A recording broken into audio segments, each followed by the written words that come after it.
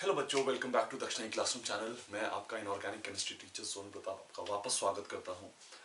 हम लोग chemical bonding पढ़ रहे थे और केमिकल बॉन्डिंग में अभी तक हमने लुईस डॉट स्ट्रक्चर पढ़ा है।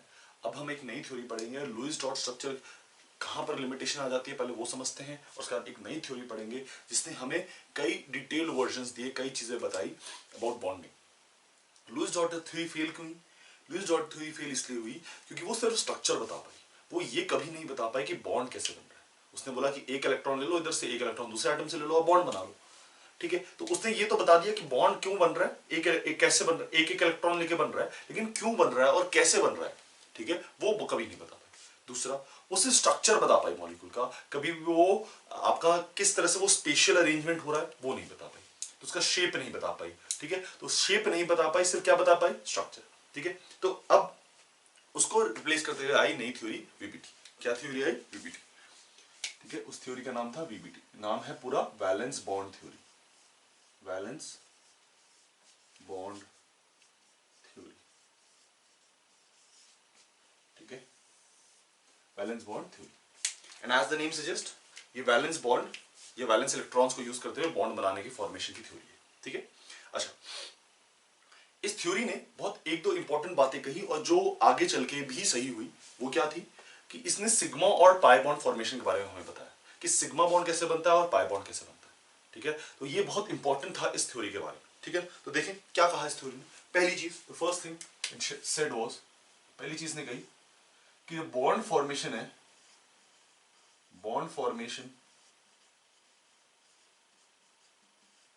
Takes place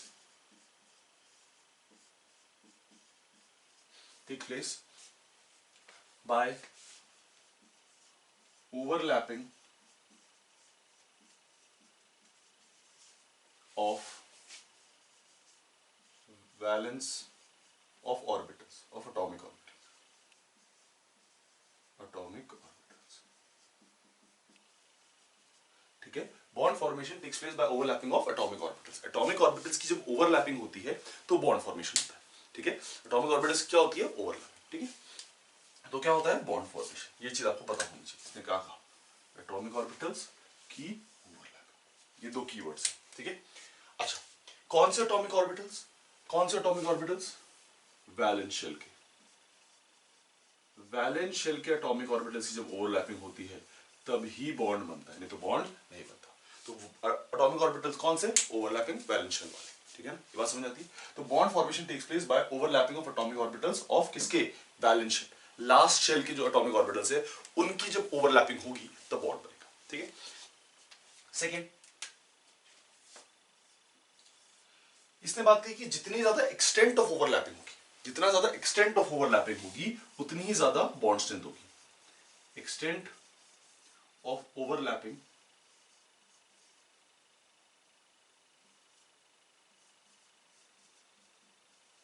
extent of overlapping is directly proportional to bond strength.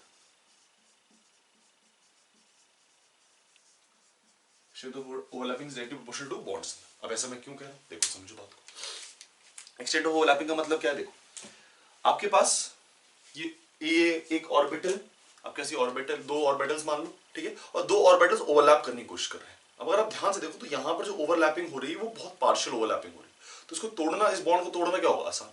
वहीं पर अगर मैं ओवरलैपिंग बढ़ा दूं, वहीं पर मैं ओवरलैपिंग बढ़ा दूं तो इस बॉन्ड को तोड़ना क्या हो जाएगा? मुश्किल। तो हमने ये बोला कि जितनी ज्यादा ओवरलैपिंग हो रही होगी उतनी ज्यादा बॉन्ड स्ट्रेंथ होगी।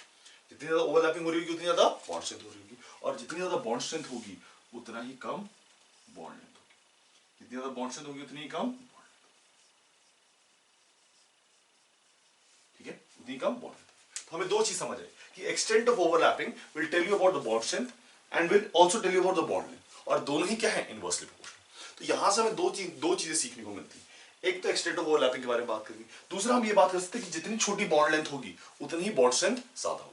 जितनी छोटी बॉन्ड लेंथ होगी उतनी ही बॉन्ड स्ट्रेंथ ज्यादा होगा। तो इसके बारे में भी हम यहां से डिफाइन कर सकते हैं। बस समझ आती है? तो ये दो पॉइंट्स आपको बहुत ध्यान से रखने। ठीक है, ये आखिर ये पहला वाला पॉइंट तो चलिए ठीक है, नॉर्मल पॉइंट है, लेकिन ये दो पॉइंट्स कि over extent of overlapping is directly proportional to bond strength and inversely proportional to bond length, क्योंकि जितनी बॉन्ड स्ट्रेंथ उतना ही छोटी बॉन्ड लेंथ है ना। ये बात समझ आती है? आपने खुद ही देखा होगा, एक लंबी सी लकड़ी ले लो, if you take a long wood and try to break it, what will happen?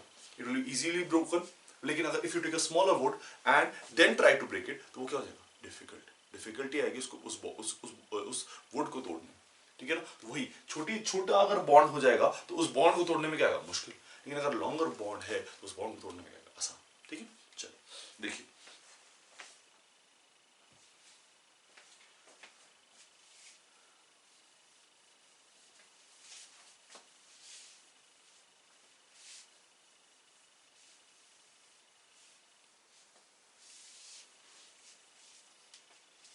अब उसने टाइप्स ऑफ ओवरलैपिंग के बारे में बताया।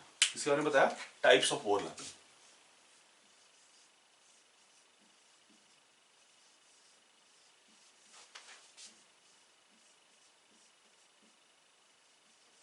ठीक है, उसने कहा दो टाइप ऑफ ओवरलैपिंग है। फर्स्ट कोएक्सियल, या उसको कभी कभी हम बोलते हैं हेड ऑन।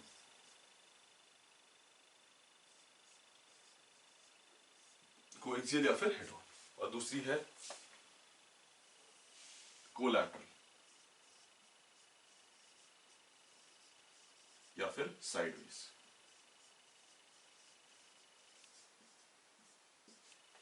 कोएक्सियल यानी हेड ऑन, कोलैटरल मतलब साइडवेज। सिंपल तरीका कैसे समझोगे, हेड ऑन मतलब ऐसे, ठीक है, साइडवेज मतलब इस तरह से।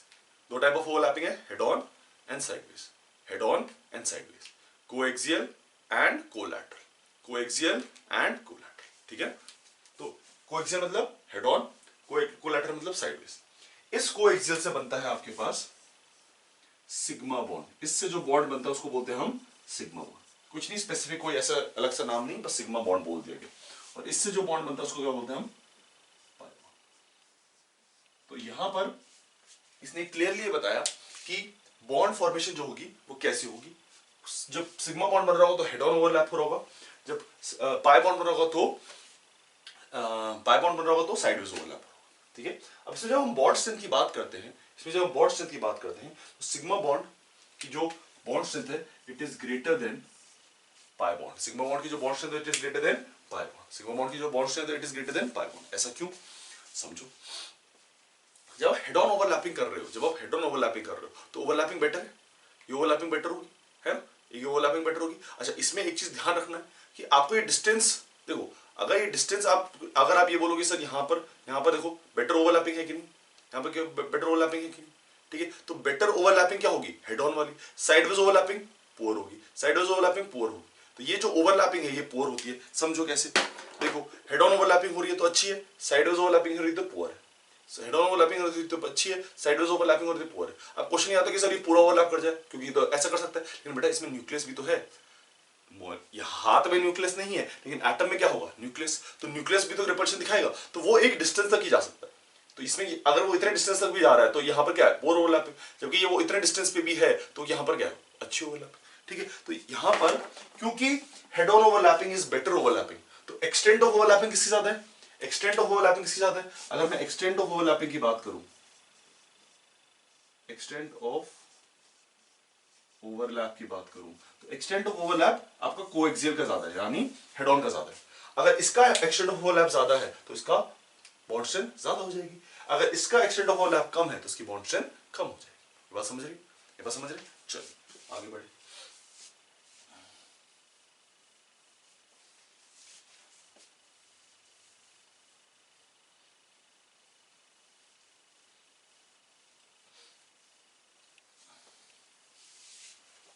ठीक है, अब आपने ये समझा कि दो टाइप ऑफ ओवरलैप्स हैं, एक हेड ऑन और एक साइडवेज। ठीक है, अब दोनों टाइप ऑफ ओवरलैप्स को देखने की कोशिश करते हैं। पहले शुरू करते हैं कोएक्सियल से, पहले शुरू करते हैं हम कोएक्सियल से।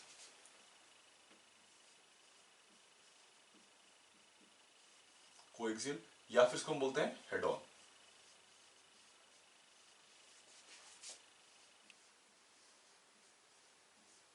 कोएक्सियल या फिर हेड ऑन ओवरलैप, कोएक्सियल या फिर हेड ऑन ओवरलैप। ठीक है, देखो इधर ये हुआ। पहला देखेंगे हम एसएस ओवरलैप, पहला देखेंगे हम एसएस ओवरलैप।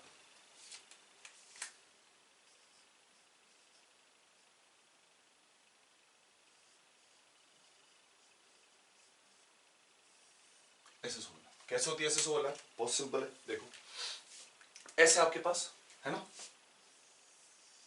दूसरा ऐसे आपके पास, और इन दोनों की ओवरलैपिंग हो जाए ठीक है, इन दोनों की ओवरलैपिंग हो जाए 1 है, इसको S मान लेते हैं ना, ये भी S ये भी S, तो इन दोनों की ओवरलैपिंग हो जाए, इसमें एक इलेक्ट्रॉन पड़ा होगा, इसमें एक इलेक्ट्रॉन पड़ा होगा, है ना, इन दोनों की ओवरलैपिंग हो जाए तो कैसा हो जाएगा बेटा, देखो इस तरह से बन जाएगा, है ना, इस तरह से बन जाएगा। तो ओवरलैपिंग हो गई इन दोनों के बीच में और ये बॉन्ड बन गया। इसने बोला मैं एक इलेक्ट्रॉन लेके आता हूं, तो एक इलेक्ट्रॉन लेके आ और बॉन्ड बनाते।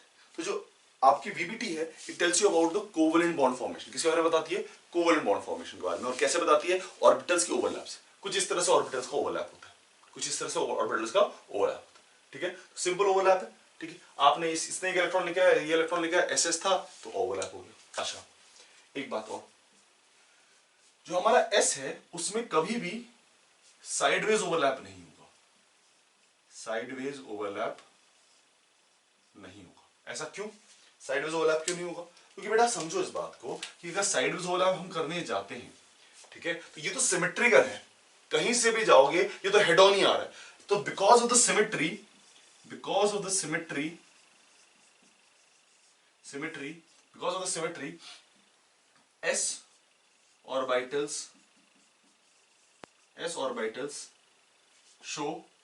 always show head on overlap, head on overlap, ठीक है। ये बात समझ आती है कि जो सिमेट्री है, सिमेट्री की वजह से जो S ऑर्बिटल्स है हमारे पास वो हमेशा कौन सा ओवरलैप दिखाएंगे, हेड ऑन ओवरलैप दिखाएंगे, ठीक है, क्योंकि सिमेट्रिकल है, कहीं से भी आओ सिमिलर होगा टैप।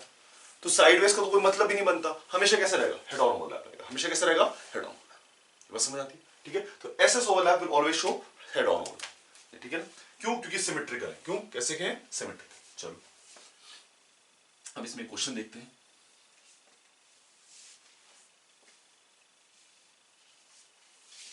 मेरे पास दो बॉन्ड्स हैं, एक है H2 और एक है Na2। आपको ये बताना है कि किसकी बॉन्ड स्ट्रेंथ ज्यादा होगी, आपको ये बताना है किसकी बॉन्ड स्ट्रेंथ ज्यादा होगी।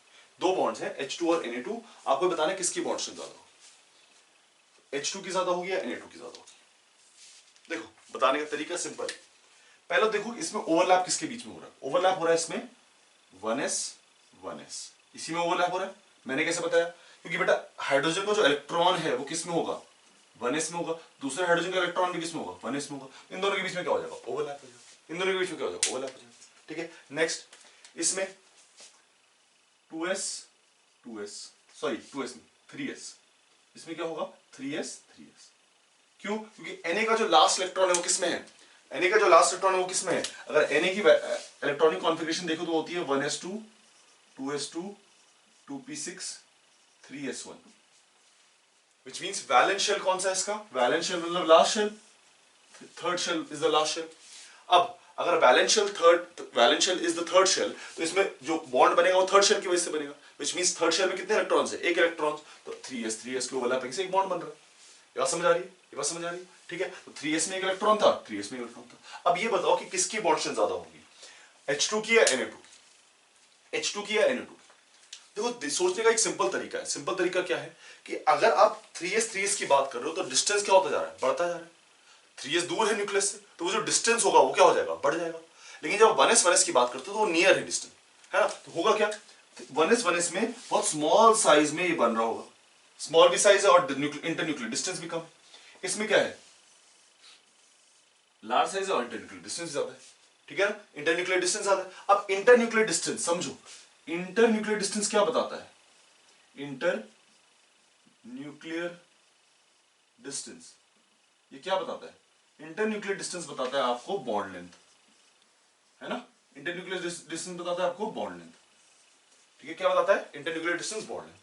अब अगर बॉन्ड लेंथ ज्यादा है, अगर बॉन्ड लेंथ ज्यादा है तो बॉन्ड स्ट्रेंथ क्या हो जाएगी बेटा, कम। अगर बॉन्ड लेंथ ज्यादा है तो बॉन्ड स्ट्रेंथ क्या हो जाएगी, कम। अगर बॉन्ड लेंथ कम है तो बॉन्ड स्ट्रेंथ क्या हो जाएगी, ज्यादा। तो विच मींस जहां पर बॉन्ड लेंथ कम है वहां पर बॉन्ड स्ट्रेंथ ज्यादा है, जहां पर बॉन्ड लेंथ ज्यादा है वहां पर बॉन्ड स्ट्रेंथ कम है। तो अगर मैं तुमसे पूछूं कि H2 और Na2 में किसकी बॉन्ड स्ट्रेंथ ज्यादा है, किसकी बॉन्ड स्ट्रेंथ ज्यादा है, तो किसकी बताओगे, H2 की। किसकी बताओगे, H2 की, ठीक है ना, किसकी बताओगे, H2 की। कि H2 की बॉन्ड स्ट्रेंथ ज्यादा होगी क्योंकि उसकी बॉन्ड लेंथ क्या हो गई, कम। वही अगेन एक स्मॉल वुड लो उसको तोड़ने में क्या होती है, डिफिकल्टी, और एक लार्जर वुड लो तो उसको तोड़ने में क्या आती है, आसानी, ठीक है ना। वही चीज आप यहां पर अप्लाई कर सकते हैं, ठीक है। अब यहां से हमने एक चीज डिड्यूस करी और वो चीज ध्यान से देखना कि जो बॉन्ड स्ट्रेंथ है, बॉन्ड स्ट्रेंथ है it is dependent upon n, 1/n, inversely proportional to 1/n। n क्या है देखो, ये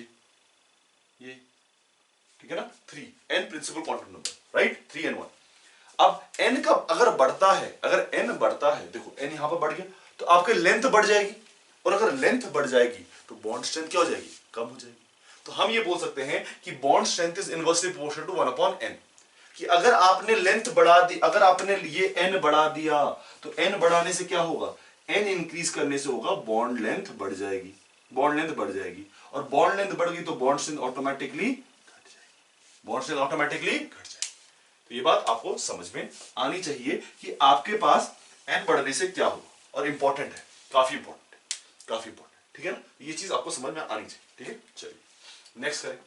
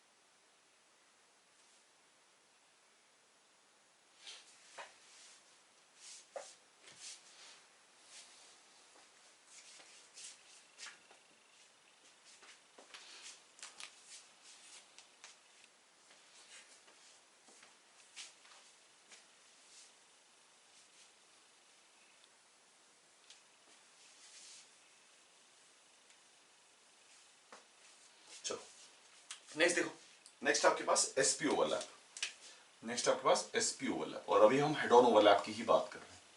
किसकी बात कर रहे हैं हम, हेड ऑन ओवरलैप। नेक्स्ट क्या है हमारे पास, sp ओवरलैप। अब जब मैं sp ओवरलैप की बात करता हूं बेटा, तो sp ओवरलैप कैसे होगा, देखो आपके पास s है, ये तो हमने पहले देख लिया था, ठीक है, और आपके पास सेकंड क्या है, p है, ठीक है, सेकंड क्या है, ठीक है, सेकंड क्या है आपके पास, p।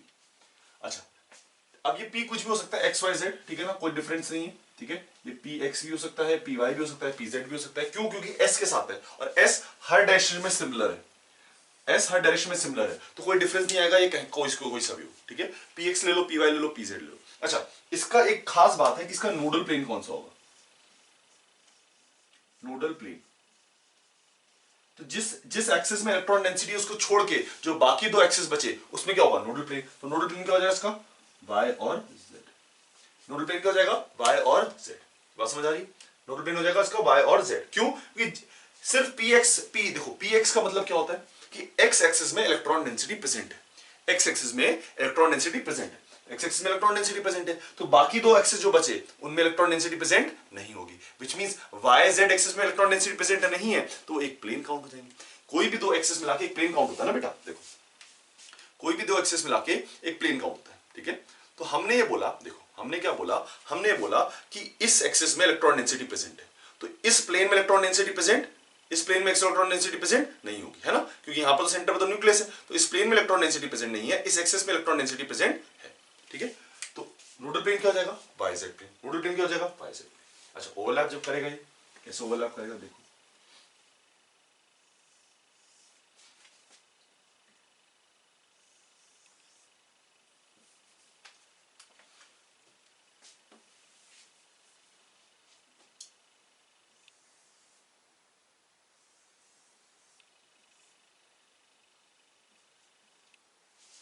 कुछ इस तरह से ओवरलैप करेगा, कुछ इस तरह से ओवरलैप करेगा, है ना, कुछ इस तरह से ओवरलैप कर जाएगा।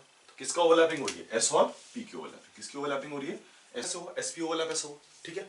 अब आपको ये बताना है कि एसपी ओवरलैप बेटर है, एसएस ओवरलैप बेटर है, कौन सा ओवरलैप बेटर होगा, एसपी ओवरलैप बेटर होगा या एसएस ओवरलैप बेटर होगा। तो इसको करने के लिए आपको बहुत एक सिंपल सी चीज करनी है। आपको क्या करना है, आपको अपने दो रिस्ट लेनी है और रिस्ट को इस तरह से रखो, आपको ये पता चलेगा कि इसमें ओवरलैपिंग पोर हो रही है।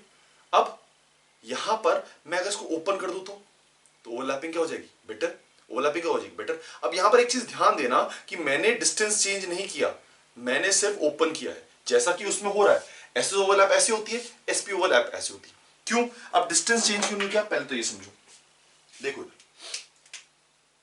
देखो कि हमने पहले ही बोल दिया है कि bond strength will be inversely proportional to 1/n। अब n क्या रिप्रेजेंट करता है, डिस्टेंस, n क्या रिप्रेजेंट करता है, डिस्टेंस। तो अगर डिस्टेंस ज्यादा हो गया या n ज्यादा हो गया तो ऑटोमेटिकली बॉन्ड स्ट्रेंथ तो वेरी कर ही जाएगी। लेकिन अगर बॉन्ड स्ट्रेंथ, अगर n की वैल्यू सेम रहे, अगर n की वैल्यू सेम रहे, मतलब 2s ओवरलैप कर रहा हो और 2s 2p ओवरलैप कर रहा हो, तो इनमें n की वैल्यू तो सेम है क्योंकि डिस्टेंस तो उतना ही है ऑलमोस्ट। तो फिर कौन सा डिपेंडेंट आएगा, फिर आएगा आपका डिपेंडेंट कि bond strength will be directly proportional to, bond strength will be directly proportional to directional character, bond strength will be directly proportional to directional character.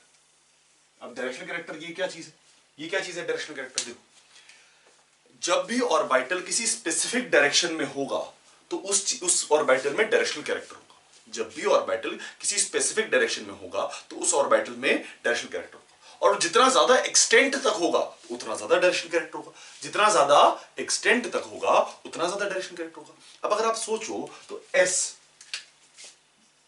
P D F, इनमें सबसे ज्यादा डायरेक्शनल कैरेक्टर किसमें, इनमें सबसे ज्यादा direction character किसमें, सबसे कम तो हमें पता है एस में, सबसे कम तो हमें पता है एस में। क्यों, क्योंकि एस स्फेरिकल है, किसी भी स्पेसिफिक डायरेक्शन में नहीं है तो डायरेक्शनल कैरेक्टर सबसे कम होगी। और बाकी सब में जैसे जैसे बढ़ता जाता है डायरेक्शनल कैरेक्टर बढ़ता जाता है, जैसे जैसे बढ़ता जाता है डायरेक्शनल कैरेक्टर बढ़ता जाता है। तो सबसे ज्यादा डायरेक्शनल कैरेक्टर किसमें, एफ में, उसके बाद डी में, उसके बाद पी में, उसके बाद एस में। ये बात आपको समझ आती है, ये बात आपको समझ आती है, चलो ठीक है। ये डायरेक्शनल कैरेक्टर का लिख लेना, इसको लिख लेना कि this is the directional character, ऐसे बताते हैं हम डायरेक्शनल कैरेक्टर, ऐसे बताते हैं हम डायरेक्शनल कैरेक्टर, ठीक है ना। अब bond strength is directly proportional to directional character. मत समझो बात को, समझो बात को कैसे। एस एस जब ओवरलैप कर रहे थे तो कोई डायरेक्शनल कैरेक्टर नहीं था, लेकिन जैसे ही एसपी ओवरलैप करने लगे तो डायरेक्शनल कैरेक्टर आ गया। अब एसएस की ओवरलैपिंग और एसपी की ओवरलैपिंग में डिफरेंस आपको दिख रहा है, एसएस की ओवरलैपिंग और एसपी की ओवरलैपिंग में डिफरेंस आपको दिख रहा है। किसकी ओवरलैपिंग बेटर है, किसकी ओवरलैपिंग बेटर है, एसपी की ओवरलैपिंग बेटर है ना। एसएस की ओवरलैपिंग कम है, एसपी की ओवरलैपिंग बेटर है। एसपी एक ही डायरेक्शन में होगा ना तो एसपी की ओवरलैपिंग बेटर, और जिसकी ओवरलैपिंग बेटर उसकी बॉन्ड स्ट्रेंथ ज्यादा, जिसकी ओवरलैपिंग बेटर उसकी बॉन्ड स्ट्रेंथ ज्यादा। तो हमने क्या बोला कि डायरेक्शनल कैरेक्टर अगर ज्यादा होगा तो बॉन्ड स्ट्रेंथ ज्यादा होगी, डायरेक्शनल कैरेक्टर ज्यादा होगा तो बॉन्ड स्ट्रेंथ ज्यादा होगी। Only one condition, n should remain same, n should remain same, n की वैल्यू सेम रहनी चाहिए, एक ही कंडीशन है, n की वैल्यू सेम रहनी चाहिए। n की वैल्यू अगर चेंज हुई तो तब n डिटरमाइनिंग फैक्टर हो जाएगा, n की वैल्यू चेंज हुई तो क्या हो जाएगा डिटरमाइनिंग फैक्टर n। देखो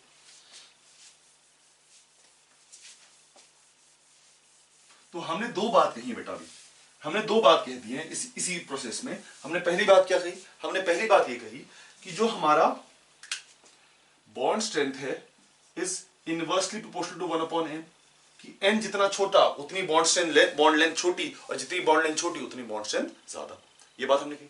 अगर ये चीज फेल हो जाए, अगर ये चीज फेल हो जाए, जैसे 2s ओवरलैप कर जाए और 2s 2p ओवरलैप कर जाए, तो क्या होगा, तब आप देखोगे bond strength is directly proportional to, bond strength is directly proportional to directional character, directional character। और directional character का मैंने आपको लिखा रखा है, डायरेक्शनल कैरेक्टर का मैंने आपको लिखा रखा है। कैसे होगा डायरेक्शनल कैरेक्टर, एस का सबसे कम, पी का उसके बाद, डी का उसके बाद, एफ का उसके बाद।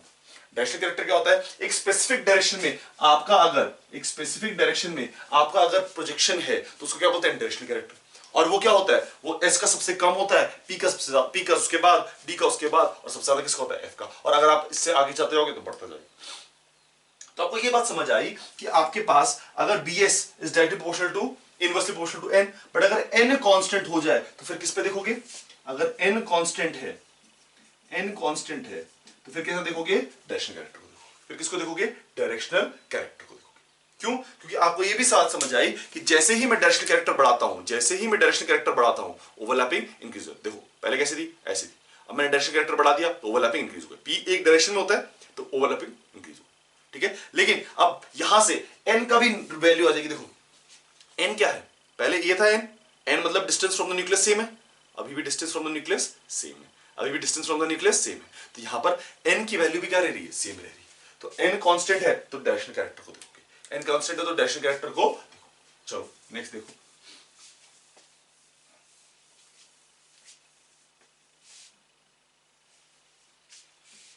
देखो आपके पास है नेक्स्ट पीपी, पीपी ओवरलैप। अब पीपी ओवरलैप कैसा होता है? देखो आपके पास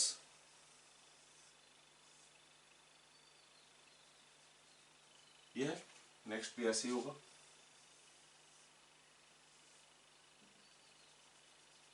ठीक है, ये है। अब इन दोनों के बीच में क्या होगी? ओवरलैपिंग है ना। ये कोई सा भी ले लो, पीएक्स लोगे तो वो भी पीएक्स ही आएगा क्योंकि हेड ऑन ओवरलैपिंग हो रही है। तो अगर वो एक्स एक्सिस में आ रहा है, अगर वो एक्स एक्सिस में आ रहा है तो ये भी किस में आएगा? एक्स एक्सिस में आएगा। ठीक है, तो पीएक्स पीएक्स ही लोगे, जब इसकी ओवरलैपिंग होगी तो कुछ इस तरह से बन जाएगा। इसको नीचे बना देते हैं, इसकी ओवरलैपिंग होगी कुछ इस तरह से बन जाएगा।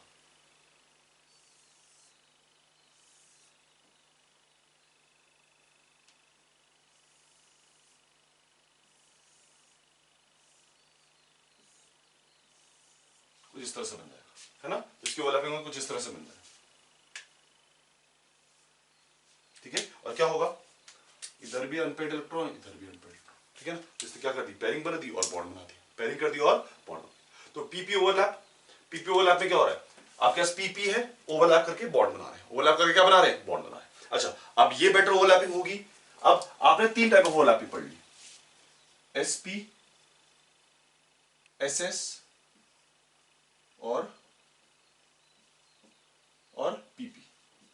कौन सी ओवरलैप बेटर होगी? एसपी, एसएस या पीपी, कौन सी ओवरलैप बेटर होगी? आपको ये बताना है। कौन सी ओवरलैप बेटर होगी आपको ये बताना है।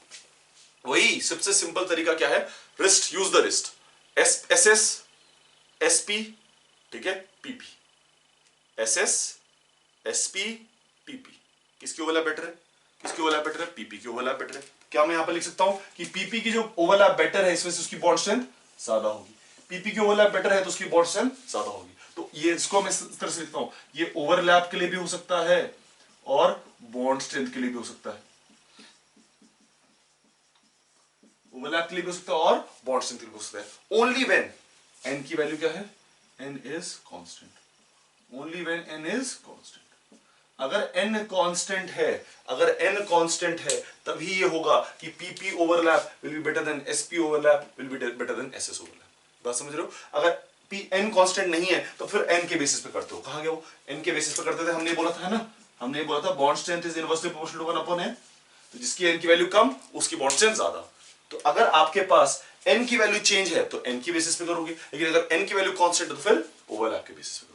जहां पर SS का overlap will be less than SP overlap will be less than PP overlap, और जिसका ओवरलैप कम उसकी बॉन्ड स्ट्रेंथ ज्यादा, जिसकी ओवरलैप कम उसकी बॉन्ड स्ट्रेंथ ज्यादा। सिंपल देखने का तरीका, आप क्या कर सकते हो? टेक योर रेस्ट, फिस्ट लो और क्या करो, इस तरह से रखो।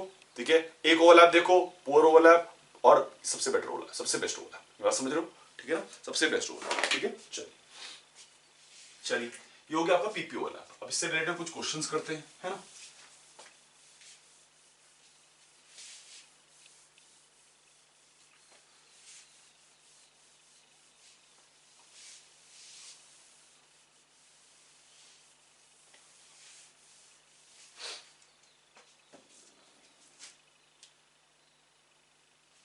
पहला question,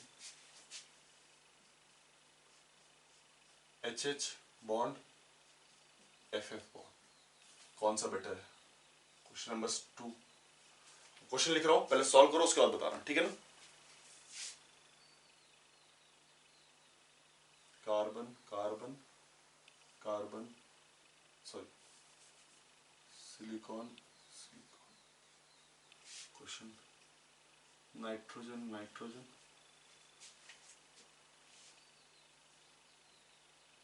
phosphorus phosphorus. Question, oxygen oxygen, sulphur. चलो पहले चार करते हैं, है ना, पहले चार। पहले वाले का बताओ, पहले वाले का आंसर क्या होगा? पहले वाले का आंसर क्या होगा? पहले वाले का आंसर देखो, ये क्या है? ये है 1s, ये है 1s, ये है 2p, ये है 2p, क्योंकि बैलेंस इलेक्ट्रॉन किसमें होंगे? इसमें 1s 1s में, इसमें 2p 2p में, है ना, अनफिल्ड इलेक्ट्रॉन। जब ये बॉन्ड बनाएगा तो 2p से बॉन्ड बनाएगा, जब ये बॉन्ड बनाएगा तो 1s से बॉन्ड बनाएगा। अगर f की इलेक्ट्रॉनिक कॉन्फ़िगरेशन नहीं पता बेटा तो f की इलेक्ट्रॉनिक कॉन्फ़िगरेशन लिखो, 1s2 2s2 2p5। 2p5 completely filled नहीं है तो उस वजह से क्या बनाएगा? बॉन्ड बनाएगा। ठीक है, अब इसमें n की वैल्यू चेंज हो रही है, तो जिसकी n की वैल्यू कम उसकी बॉन्ड स्ट्रेंथ ज्यादा, सिंपल। जिसकी n की वैल्यू कम उसकी बॉन्ड स्ट्रेंथ ज्यादा। अच्छा, इसमें देखो, ये जो अनफिल्ड है इसमें होता है 2p में, इसमें भी होता है 2p में, इसमें कितना होगा? 3p में, इसमें कितना होगा? 3p में। अगर इलेक्ट्रॉनिक कॉन्फ़िगरेशन नहीं याद है तो लिखो 1s2 2s2 2p6 3s2 3p4 3p2 3p2। इसी में 2p2 में होगी, 2p2 है ना। अब अगेन n की वैल्यू कम है तो बॉन्ड स्ट्रेंथ किसकी ज्यादा? इसकी ज्यादा। n की वैल्यू कम है तो बॉन्ड स्ट्रेंथ किसकी ज्यादा? इसकी ज्यादा। अब आती है बात इसकी, ठीक है। नेक्स्ट, इसमें किसमें बॉन्ड बन रहा है? 2p, इसमें किसमें बॉन्ड बन रहा है? 2p, इसमें किसमें बॉन्ड बन रहा है? 2p, ठीक है। इसमें किसमें बॉन्ड बन रहा है? 3p, इसमें किसमें बॉन्ड बन रहा है? 3p, ठीक है। अब इसकी इलेक्ट्रॉनिक कॉन्फ़िगरेशन लिखनी है तो सिलिकॉन से एक ज्यादा कर देना इसको, ऐसे लिख देते हैं 1s2 2s2 2p6 3s2 3p3, ये है, ठीक है। अब किसकी ज्यादा होगी? इसकी ज्यादा, है ना। इसकी ज्यादा नहीं, इसकी ज्यादा होती है, इसकी ज्यादा होती है, इसकी ज्यादा होती है, इसकी ज्यादा। हमसे सिंगल सिंगल बॉन्ड लेंथ पूछ रहा है, और अगर सिंगल सिंगल बॉन्ड लेंथ जब ये पूछ रहा है तो इसके पास एक लोन पेयर बैठा हुआ है, इसके पास भी एक लोन पेयर बैठा हुआ है, इधर भी एक लोन पेयर बैठा हुआ है और इधर भी एक लोन पेयर बैठा हुआ है। अब होगा क्या समझना, lone pair is filled with electron density, lone pair is filled with electron density. तो क्या होता है, जैसे ही ये नजदीक आता है इन दोनों के बीच में रिपल्शन होता है। तो जब आप बाहर से इसको एनर्जी दे रहे हो बॉन्ड टूटने में, तो एक और एनर्जी मदद कर रही है आपको बॉन्ड तोड़ने में, एक और एनर्जी मदद कर रही है किसको तोड़ने में? बॉन्ड को तोड़ने में। कौन सी एनर्जी हो? Repulsion energy. किसकी repulsion? Lone pair, lone pair. अब दोनों में लोन पेयर में इलेक्ट्रॉन डेंसिटी है, ये नजदीक है तो इनमें रिपल्शन चल रहा है, और रिपल्शन चल रहा है तो जैसे ही आप बाहर से एनर्जी लगाओगे, जैसे ही बाहर से एनर्जी लगाओगे, बोलोगे हमारा उसमें ऑलरेडी रिपल्शन चल रहा है, हम तोड़ देते हैं। जबकि यहां पर इसमें डिस्टेंस ज्यादा होता है, ऑब्वियसली बात है, 2p 3p 3p ओवरलैप का तो डिस्टेंस ज्यादा है, और अगर डिस्टेंस ज्यादा है तो रिपल्शन क्या होगा? कम। तो बाहर से जब एनर्जी लगाओगे तो रिपल्शन का कोई इफेक्ट ही नहीं है या कम इफेक्ट है, और बॉन्ड को तोड़ने में क्या लगेगी? पूरी जान लगेगी। मतलब अब अगर इसको हिस्ट्री के एग्जांपल से देखें, हिस्ट्री की तरफ जाए तो Britishers rule India in this way only, Britishers ने इसी तरह से रूल किया, डिवाइड एंड रूल बोलते हैं उसको, क्या बोलते हैं हम? डिवाइड एंड रूल, कि आपस में फूट डालो और उसको आराम से तोड़ दो या उसको राज करो, है ना। तो इसने भी तो वही किया है, यहां पर भी तो वही हुआ है कि लोन पे जब रिपल्शन हो रहा था तो लोन पे रिपल्शन इसको क्या कर रहा था? इस बॉन्ड को वीक कर रहा था, या फिर आपको एक्सटर्नल एनर्जी मिल रही थी। तो आपने क्या किया? आपने बस बाहर से एक छोटी सी एनर्जी डाली, क्योंकि रिपल्शन ऑलरेडी हो रहा है तो वो क्या करेगा? वो सेपरेट हो जाएगा, क्योंकि रिपल्शन ऑलरेडी हो जाएगा, वो क्या करेगा? सेपरेट हो जाएगा। जबकि यहां पर क्योंकि डिस्टेंस इतना ज्यादा है तो बाहर से आप कुछ भी चीज डालो लेकिन वो रिपल्शन उसको मदद करेगी, वो रिपल्शन उसको मदद करेगी। तो यहां पर बिकॉज ऑफ द लोन पे repulsion, because of the loan पे रिपल्शन, ये बॉन्ड टूट जाता है जल्दी, इसकी बॉन्ड स्ट्रेंथ कम होती है। अब कंफ्यूजन ये है कि सर इन दोनों में लोन पे, बेटा इसमें डिस्टेंस ज्यादा है तो लोन पे रिपल्शन कम, इसमें डिस्टेंस कम है तो लोन पे रिपल्शन ज्यादा, और लोन पे रिपल्शन ज्यादा तो मैं थोड़ा सा एनर्जी बाहर से अप्लाई करता हूं तो बॉन्ड ऑटोमेटिकली क्या हो जाएगा? टूट जाएगा। लेकिन अगर लोन पे रिपल्शन नहीं है तो क्या होगा? मैं एनर्जी पूरी इस बॉन्ड को तोड़ने के लिए लगानी पड़ेगी। ये बात समझ रहे? ये बात समझ रहे? ठीक है, वही चीज हिस्ट्री वाले एग्जांपल से याद रखो, डिवाइड एंड रूल।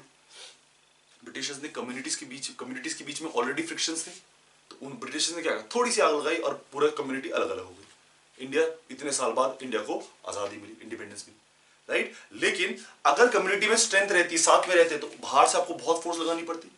तो क्योंकि कम्युनिटीज में आपस में ही रिपल्शन थी तो इस वजह से क्या होगा? सबके सब अलग हो गए। वही चीज यहां पर लगाओ, क्योंकि आपस में ही रिपल्शन थी तो बाहर से जो चीज तोड़ना चाह रही है उसको थोड़ी सी चीज देनी, थोड़ी सी आग लगानी और वो ऑटोमेटिकली अलग हो जाएगा। लेकिन यहां पर क्योंकि रिपल्शन नहीं थी तो बाहर से एनर्जी देनी पड़ेगी, ज्यादा बाहर से एनर्जी देनी पड़ेगी। ये बात समझ लो। चलो नेक्स्ट पे आओ। नेक्स्ट में कितना है देखो, अगेन 2p के बीच में बॉन्ड बन रहा है, इसमें 3p के बीच में बॉन्ड बन रहा है ना। इसमें कितने लोन पेयर है? 2 लोन पेयर है, 2 लोन पेयर होते हैं ऑक्सीजन में, है ना। इसमें भी 2 लोन पेयर ही होंगे क्योंकि उसी के ग्रुप का है।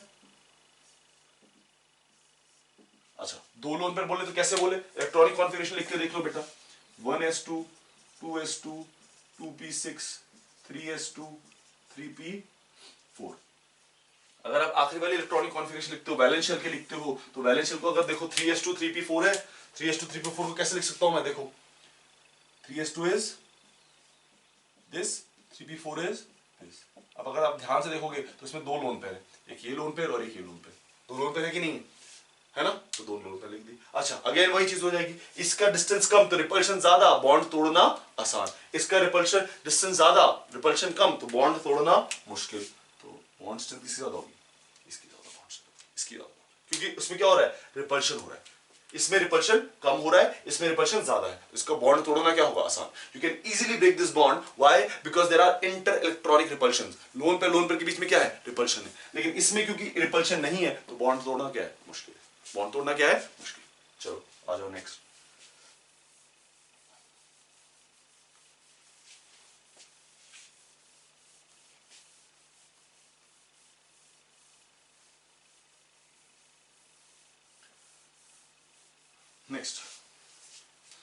नेक्स्ट क्वेश्चन आपके पास है, फ्लोरीन फ्लोरीन फ्लोरीन फ्लोरीन, ठीक है, आपको इसका बताना है क्या होगा।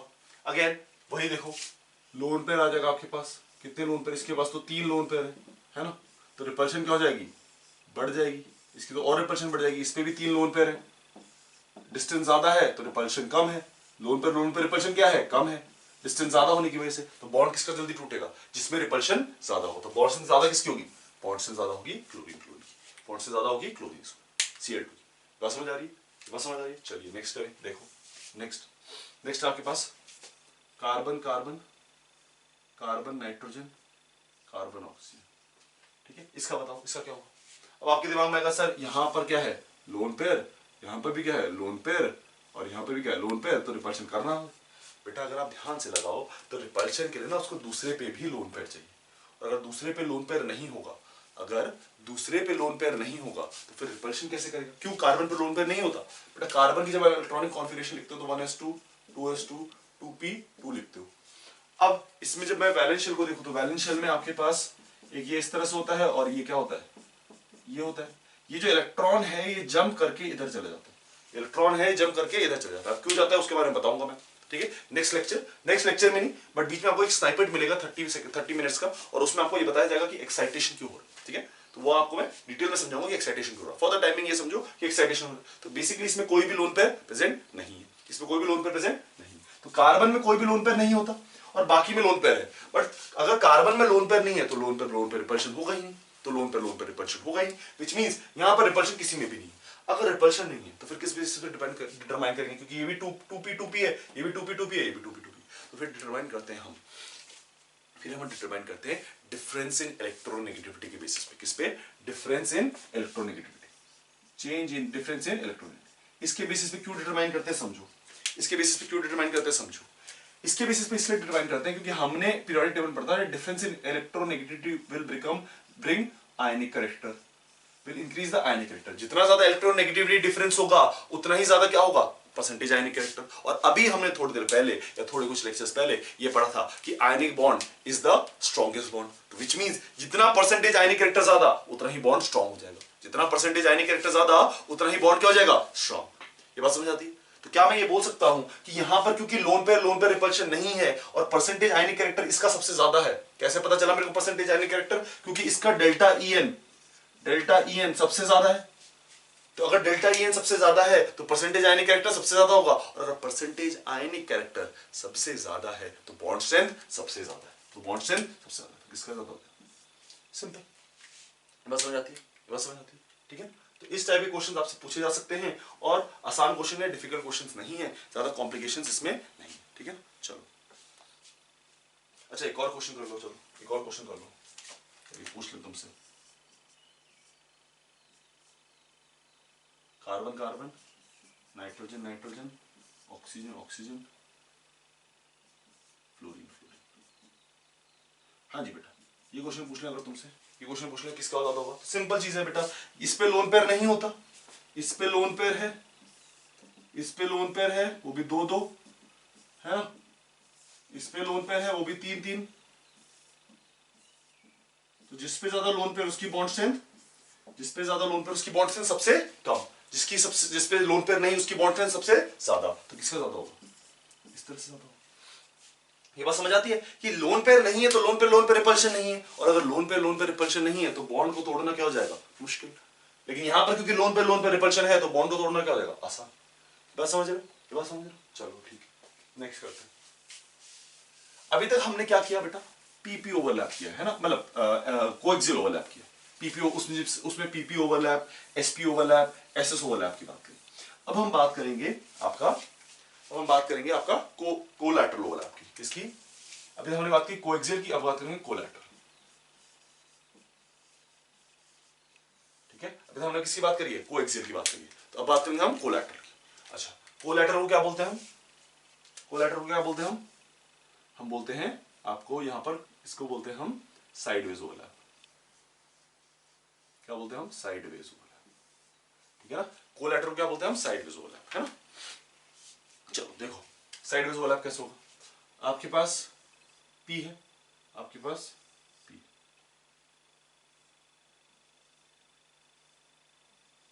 इन दोनों को साइडवेज जब आएंगे तो ओवरलैप करेंगे। अभी दोनों सेम होने चाहिए। क्यों? क्योंकि अगर ये पी एक्स है तो ये साइडवेज ओवरलैप किसके साथ करेगा? पी एक्स के साथ। पी वाई के साथ तो साइडवेज ओवरलैप कर नहीं सकता, पी जेड के साथ भी साइडवेज ओवरलैप नहीं कर सकता, तो किसके साथ करना चाहिए? पी एक्स, है ना। कैसा होना चाहिए? P x. ठीक है ना, तो पी एक्स साइडवेज ओवरलैप कर रहे हैं। ठीक है, तो ये चीज समझ लो कि ये भी अगर पी एक्स है तो ये भी क्या होगा? पी एक्स, है ना। दोनों क्या होंगे? पी एक्स, है ना। दोनों क्या होंगे? P x. दोनों पी एक्स ही होंगे। अच्छा, ये कौन सा प्लेन होगा? ये कौन सा प्लेन होगा? तो जो जिस ऑर्बिटल में वो इलेक्ट्रॉन डेंसिटी है, जिस प्लेन में वो इलेक्ट्रॉन डेंसिटी है, उसके अलावा जो बाकी बचा प्लेन, उसमें क्या होगा? न्यूट्रल प्लेन, है ना। जिस प्लेन में इलेक्ट्रॉन डेंसिटी है तो उसको तो हमने लिख दिया पी एक्स, उसके अलावा जो बाकी बचा प्लेन वो क्या कहलाएगा? Neutral plane. तो ये क्या कहलाएगा? Neutral plane. अब ये न्यूट्रल प्लेन मतलब वाईजेड। न्यूट्रल प्लेन मतलब वाईजेड। किसके क्रॉस आ रहा है? ये वाईजेड के क्रॉस आ रहा है। किसका क्रॉस आ रहा है? वाईजेड के क्रॉस। ठीक है ना। अच्छा, इसकी ओवरलैपिंग करें, इसकी ओवरलैपिंग करें तो ओवरलैपिंग कैसे हो जाएगी बेटा? इसकी ओवरलैपिंग हो जाएगी कुछ इस तरह से, कुछ इस तरह से ओवरलैपिंग, है ना। इसकी ओवरलैपिंग कुछ इस तरह से हो जाएगी, साइडवेज ओवरलैपिंग। ठीक है ना, साइडवेज ओवरलैपिंग हो जाएगी कुछ इस तरह से, और ये बॉन्ड बना देगा पाई बॉन्ड। साइडवेज ओवरलैपिंग से क्या बनता है? Pi bond. पीपी ओवरलैप से क्या बनता है? Pi bond. ठीक है, नेक्स्ट। ठीक है, ये आपका यहाँ क्या था? PP overlap. ये आपका था पीपी ओवरलैप, आपका था पीपी ओवरलैप। नेक्स्ट है पी पाई डी पाई, है ना। तो इसको कभी कभी हम बोल देते हैं पी पाई, क्या बोल देते हैं हम? पी पाई ओवरलैप। क्यों? क्योंकि पाई बॉन्ड बना रहे हैं और पीपी में ओवरलैप करो। वो सिग्मा बोल सकते हैं, लेकिन वो अंडरस्टूड होता है कि अगर हम सिग्मा नहीं लिख रहे तो सिग्मा बॉन्ड बना रहे हैं। अगर पाई लिख रहे हैं तो यूजुअली हम पी पाई ओवरलैप बोल देते हैं, है ना। नेक्स्ट पीडी ओवरलैप, है ना। PD overlap. ठीक है, पीडी ओवरलैप कैसे होगा? देखो ये पी हो गया, है ना, और आपके पास क्या हो गया? डी। अब डी कैसा है? देखो,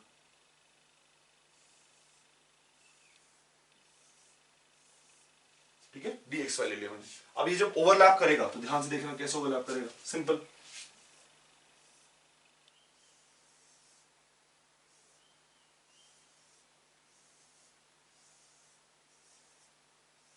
कुछ इस तरह से ओवरलैप करेगा, कुछ इस तरह से ओवरलैप करेगा। ठीक है ना, तो ये ओवरलैपिंग आपकी इस तरह से कुछ होगी, ये आपकी ओवरलैपिंग। ठीक है। अच्छा, ये पी था, ये डी था, इसको क्या बोलेंगे? पी पाई डी पाई। क्या बोलेंगे हम? पी पाई डी पाई। कैसे ओवरलैप हो जाएगा? पी पाई डी पाई। कैसे ओवरलैप हो जाएगा? पी पाई डी पाई। अच्छा, ये बात समझ आती है। अब दो टाइप ऑफ पी पाई बन गए आपके, पी पाई और पी पाई डी पाई। तो कौन सा बॉन्ड स्ट्रॉन्ग होगा? कौन सा बॉन्ड स्ट्रॉन्ग होगा? अगर n की वैल्यू सेम रहे, ऑब्वियसली बात है, किसकी वैल्यू सेम रहे? n की। क्योंकि अगर n की वैल्यू चेंज होती है तो जो जिसकी n की वैल्यू सेम छोटी उसकी स्ट्रेंथ ज्यादा। तो अगर n की वैल्यू सेम रहे तो किसकी ज्यादा होगी बेटा? ध्यान से समझो। पीपी ओवरलैप कैसे? पीपी ओवरलैप कैसे? ऐसा, है ना, और पी पाई डी पाई ऐसा। तो यहां भी अगर आप ध्यान से देखें डायरेक्शनल कैरेक्टर अप्लाई होगा। यहां भी कौन सा कैरेक्टर अप्लाई होगा? डायरेक्शनल। जिसका डायरेक्शनल कैरेक्टर ज्यादा है उसकी बॉन्ड स्ट्रेंथ ज्यादा है, जिसका डायरेक्शनल कैरेक्टर ज्यादा उसकी बॉन्ड स्ट्रेंथ ज्यादा है, जब तक n इज सेम। अगर n सेम है जिसका डायरेक्शनल कैरेक्टर ज्यादा उसकी बॉन्ड स्ट्रेंथ ज्यादा। हमें कैसे पता चला? हमने क्या किया, हमने हैंड्स लिए और उसको इस तरह से रखा। अब देखो ओवरलैप का, हाँ यहाँ पर बेटर है, यहाँ पर बेटर है, ठीक है ओवरलैप ओके, लेकिन यहाँ पर ज्यादा बेटर है, यहाँ पर ज्यादा बेटर। अगर इस यहाँ देखें तो इसका ओवरलैप बहुत अच्छा हो जाता है और बॉन्ड स्ट्रेंथ जितना ज्यादा ओवरलैप उतनी ज्यादा बॉन्ड स्ट्रेंथ, जितना ज्यादा ओवरलैप उतनी ज्यादा bond strength is directly proportional to directional character and when n remains. तो किसका ज्यादा होगा? अगर तुमसे कोई पूछ ले किसका ज्यादा है कि पी पाई आपके पास पी पाई डी पाई है और आपके पास पी पाई है, तो किसकी बॉन्ड स्ट्रेंथ ज्यादा है? अगर आपके पास पी पाई डी पाई है और आपके पास पी पाई है तो किसकी बॉन्ड स्ट्रेंथ ज्यादा है?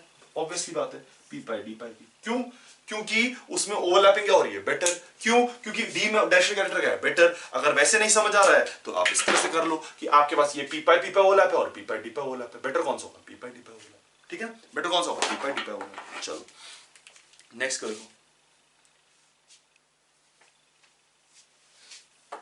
नेक्स्ट देखो।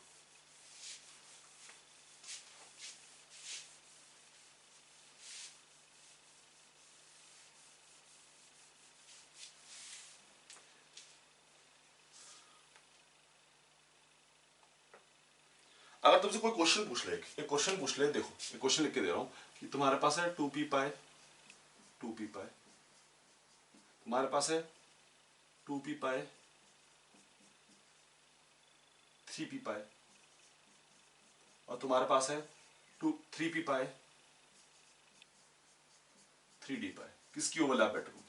तो मैं क्वेश्चन पूछा जाता है कि ये तीन हैं, इनको अरेंज करो कि किसकी ओवरलैप बेटर होगी। 2p pi 2p pi 2p pi 3p पाई 3p पाई 3d पाई, किसकी ओवरलैप बेटर होगी? आपको ये अरेंज करना है।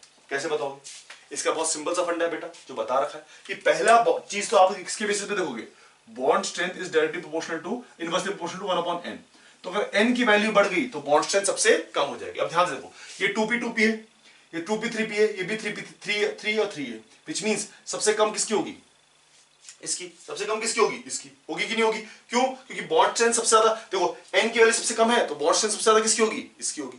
n की वैल्यू सबसे कम है तो बॉन्ड स्ट्रेंथ सबसे ज्यादा किसकी होगी? इसकी। तो क्या मैं ये लिख सकता हूं कि 2p जो ओवरलैप कर रहा है उसकी बॉन्ड स्ट्रेंथ सबसे ज्यादा, उसकी बॉन्ड स्ट्रेंथ सबसे ज्यादा, ठीक है। इसमें एक और लिख लो, इसमें एक और लिख लो, ठीक है, इसमें एक और लिख लो,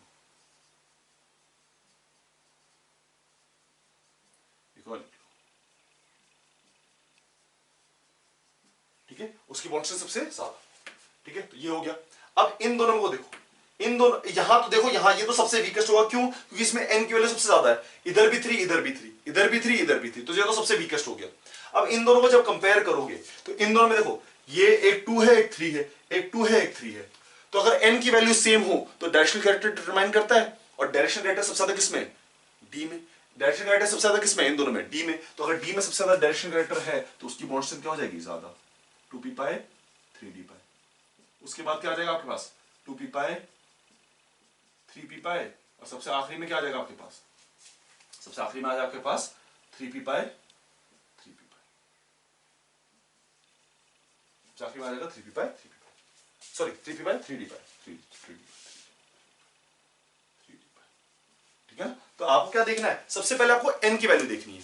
आपको जैसे ही n की वैल्यू पता चले कि n की वैल्यू कम है तो बॉन्ड स्ट्रेंथ ऑटोमेटिकली हो जाएगी ज्यादा, तो वो लिख दिया आपने। फिर आपको ये पता चले कि n की वैल्यू सेम हो रही है तो किसके बेसिस पे देखोगे? डायरेक्शनल कैरेक्टर, जिसका डायरेक्शनल कैरेक्टर ज्यादा उसकी बॉन्ड स्ट्रेंथ ज्यादा। फिर अगर आपको ये भी पता चल गया तो फिर आपको देखोगे, अगर ये भी सब हो गया तो फिर आप देखोगे कि आखिरी वाला जो बच गया उस हिसाब से आप आंसर लिखोगे। ये बात समझ रहे हो? ये बात समझ रहे हो कैसे होगा? तो किसके बेसिस पे देखना है? दो, एक तो b is inversely proportional to n and bs is directly proportional to directional character, bs is directly proportional to directional character. इन दो के बेसिस पे आप डिटरमाइन करोगे, इन दो के बेसिस पे आप डिटरमाइन, ठीक है। चलो नेक्स्ट, अब एक जनरल नोट लिखो, है ना, एक नोट लिखो 10 रुपए का, उसमें लिखो कुछ पॉइंट्स लिखो, एक नोट लगाओ 10 रुपीज का, उसमें कुछ पॉइंट लिखो। क्या पॉइंट लगाओगे? देखो नोट लिखो कि जो पाई बॉन्ड फॉर्मेशन है, जो पाई बॉन्ड फॉर्मेशन है, it takes place only at 2p pi 2p pi and max to max at 2p pi 3p pi. इसके आगे या 2p पाई 3d पाई, इसके आगे पाई बॉन्ड फॉर्मेशन लगता ही नहीं, इसके आगे पाई बॉन्ड फॉर्मेशन होता ही नहीं। कौन कौन से पाई बॉन्ड होंगे? एक होगा 2p पाई 2p पाई, एक होगा 2p पाई 3p पाई, एक होगा 2p पाई 3d पाई। इसके अलावा कभी भी पाई बॉन्ड फॉर्मेशन पॉसिबल नहीं होगा, पाई बॉन्ड फॉर्मेशन कभी पॉसिबल नहीं होगा इन तीन के अलावा, 2p pi 2p pi 2p pi 3p पाई 2p पाई 3d पाई। ठीक है, ऐसा क्यों है बेटा? देखो पाई ऑलरेडी एक वीक बॉन्ड है ना, काफी वीक बॉन्ड है, और ठीक है क्योंकि साइडवेज ओवरलैप हो रहा है, और क्योंकि वो वीक बॉन्ड है तो जैसे जैसे n की वैल्यू बढ़ाते जाओगे वो क्या होता जाएगा, और वीक होता जाएगा। तो अब अगर एक बॉन्ड के पास चॉइस है, अगर एक बॉन्ड के पास चॉइस है कि वो क्या बना सके, if it has a choice that it can form a sigma bond and also form a pi bond, और pi bond काफी वीक है तो वो क्या प्रेफर करेगा, सिग्मा बॉन्ड। तो क्या प्रेफर करेगा, सिग्मा बॉन्ड। तो जनरली जो पाई बॉन्ड बनते हैं वो मैक्स टू मैक्स यही बनते हैं, 2p पाई 2p पाई मतलब दोनों 2p 2p से आ रहे हो, 2p पाई 3p पाई मतलब एक 2p और एक 3p से आ रहा हो, या फिर 2p पाई 3d पाई मतलब एक 2p और 3d से आ रहा हो। और कभी भी ये बॉन्ड बाकी बॉन्ड नहीं बनेंगे, ठीक है ना, पाई बॉन्ड नहीं बनेंगे। ठीक है, या बनेंगे भी तो बहुत वीक होंगे और उसमें प्रेफर्ड चॉइस होगी हमेशा क्या बनाना, सिग्मा बॉन्ड। अब देखो एग्जांपल देखो, जो P4P आपके पास नाइट्रोजन है, nitrogen exist in N2 form लेकिन phosphorus exist in P4 form.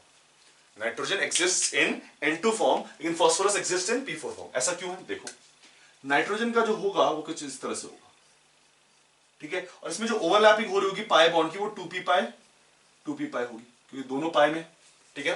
जब फास्फोरस का देखूं तो फास्फोरस का स्ट्रक्चर कुछ इस तरह से होता है, कुछ इस तरह से होता है, मतलब क्रॉस नहीं है, ये बाहर की तरफ आ रहा है और ये अंदर की तरफ जा रहा है ना, बाहर की तरफ है और अंदर की तरफ, ठीक है। अच्छा कैसा होता है, कैसा होता है, इस तरह से कुछ केज लाइक स्ट्रक्चर होता है, कुछ केज लाइक स्ट्रक्चर होता है। अब इसमें जो पाई बॉन्ड बनेगा, P4 में जो पाई बॉन्ड बनेगा वो बनेगा 3p पाई 3p पाई। हमें कैसे पता चला, क्योंकि लास्ट वैलेंशियल इलेक्ट्रॉन किसमें जाते हैं, फास्फोरस में, p में। अब इसका तो 2p पाई 2p पाई बन रहा है, इसका 3p पाई 3p पाई बन रहा है। 3p पाई 3p पाई क्या होता है, वीक पाई बॉन्ड। 3p पाई 3p पाई क्या होता है, वीक पाई बॉन्ड। तो वो क्या कहता है, वो फास्फोरस बोलता है कि मेरा सिग्मा बॉन्ड तो स्ट्रांग है लेकिन मेरा पाई बॉन्ड वीक है, तो मेरी प्रिफर्ड चॉइस क्या होगी, सिग्मा। क्यों प्रिफर्ड चॉइस सिग्मा होगी, क्योंकि बेटा सिग्मा जब बनेगा तो ज्यादा अमाउंट ऑफ एनर्जी रिलीज होगी, और जब ज्यादा अमाउंट ऑफ एनर्जी रिलीज होगी तो ज्यादा स्टेबिलिटी आएगी। जब सिग्मा जब बनेगा तो ज्यादा अमाउंट ऑफ एनर्जी रिलीज होगी, और जब ज्यादा अमाउंट ऑफ एनर्जी रिलीज होगी तो स्टेबिलिटी ज्यादा आएगी। तो इस वजह से इन एटम्स की प्रिफर्ड चॉइस होती है सिग्मा बॉन्ड बनाना, और इन एटम्स को पास पॉसिबिलिटी कम है तो ये क्या बोलते हैं, यार मेरा पाई बॉन्ड भी स्ट्रांग बन रहा है तो मैं वही बना लेता हूं। जबकि यहां पर वो पॉसिबिलिटी नहीं है क्योंकि पाई बॉन्ड वीक बन रहा है, और अगर पाई बॉन्ड वीक बन रहा है तो मेरी प्रिफर्ड चॉइस क्या होगी, सिग्मा बनाना। क्यों, क्योंकि बॉन्ड बनाने में अगर मैं ज्यादा एनर्जी रिलीज कर रहा हूं तो मेरी स्टेबिलिटी ज्यादा आ रही है, तो सिग्मा बॉन्ड जब मैं बनाता हूं तो मेरी ज्यादा एनर्जी रिलीज होती है, लेकिन पाई बॉन्ड जब बनाता हूं तो बहुत मिनिमलिस्टिक एनर्जी रिलीज होती है। अब मिनिमलिस्टिक एनर्जी रिलीज क्यों हो रही है, आपने ये पढ़ा कि bond strength is dependent upon n की वैल्यू कम होगी तो बॉन्ड स्ट्रेंथ ज्यादा होगी, पाई के लिए भी है। तो जैसे जैसे आप n की वैल्यू बढ़ाते जा रहे हो ओवरलैपिंग क्या होती जा रही है, पुअर। तो सिग्मा ओवरलैपिंग तो चलो समझ में आती है, पुअर हो रही है, पाई तो ऑलरेडी पुअर है, उसमें और पुअर कर दो आप उसको तो उसकी एनर्जी क्या हो जाएगी, उसकी ओवरलैपिंग क्या हो जाएगी, कम।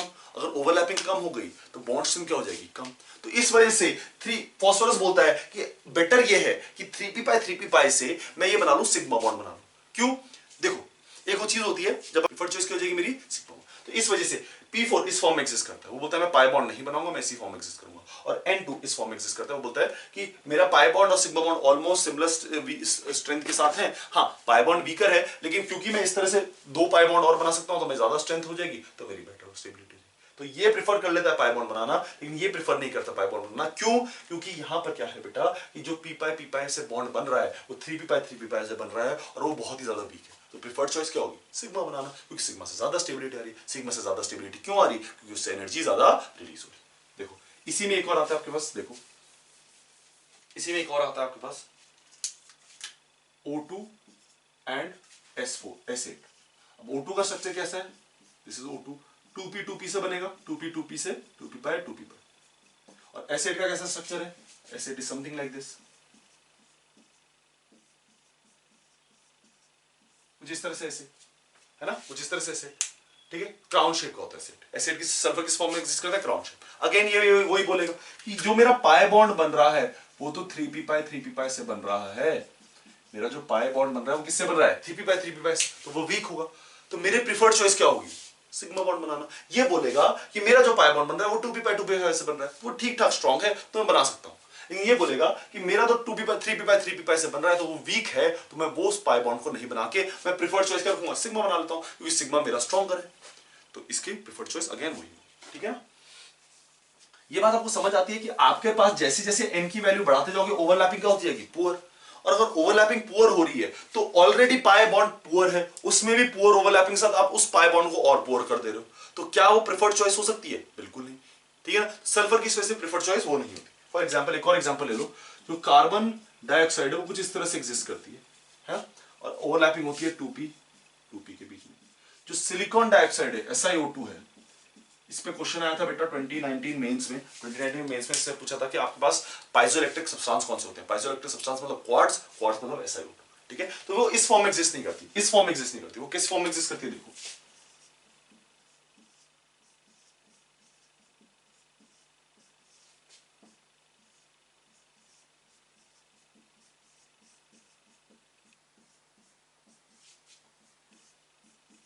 कुछ इस फॉर्म में पॉलीमेरिक फॉर्म में एग्जिस्ट करती है, ठीक है। कुछ चेन इधर बढ़ जाएगी, कुछ चेन उधर बढ़ जाएगी, कुछ ऊपर कुछ नीचे, तो किस फॉर्म में एग्जिस्ट करती है, पॉलीमेरिक फॉर्म। अब आप बात को समझना, यहां पर तो ये 2 ही बॉन्ड बना रहा है, ठीक है, ठीक है, और ये क्या बना रहा है, इतने सारे बॉन्ड। तो ये जब पॉलीमेरिक फॉर्म बनाता है ना तो ज्यादा स्टेबल हो जाता है, क्योंकि बॉन्ड फॉर्मेशन क्या है, बहुत सारी है, और ऊपर से सिग्मा बॉन्ड फॉर्मेशन है। तो यहां पर जब भी कोई पॉलीमर बनेगा वो काफी हद तक ज्यादा स्टेबल होगा। अब इसका एग्जांपल आप इस तरह से देख सकते हो कि ये गैसियस फॉर्म में यूजुअली रहता है और ये रहता है आपका सॉलिड फॉर्म में। तो अगर ब्रेक करना है तो गैसियस फॉर्म वाले को तो आसानी से ब्रेक कर सकता हूं, लेकिन सॉलिड फॉर्म वाले के लिए मेरे को बहुत ज्यादा अमाउंट ऑफ एनर्जी लगेगी, सॉलिड फॉर्म वाले के लिए मेरे को बहुत ज्यादा अमाउंट ऑफ एनर्जी लगेगी। तो आप जो SiO2 है वो किस फॉर्म में रहता है, पॉलीमेरिक फॉर्म में, लंबे चेन्स में, और ये किस फॉर्म में रहता है, गैसियस फॉर्म में, ठीक है ना। तो बेटा ये बात हुई आपकी VBT के बारे में, ठीक है। अब नेक्स्ट क्लास में देखेंगे कि VBT की कुछ लिमिटेशंस थी और उन लिमिटेशंस को हटाते हुए एक नई थ्योरी का इजाद हुआ जिसने maximum structures, maximum geometry, maximum shape के बारे में हमें बताया, ठीक है, और कैसे स्ट्रक्चर कैसे होता है उस तरह से बताया, ठीक है। तो VBT तक में इतना ही, ठीक है। अब आपसे मिलते हैं नेक्स्ट क्लास में।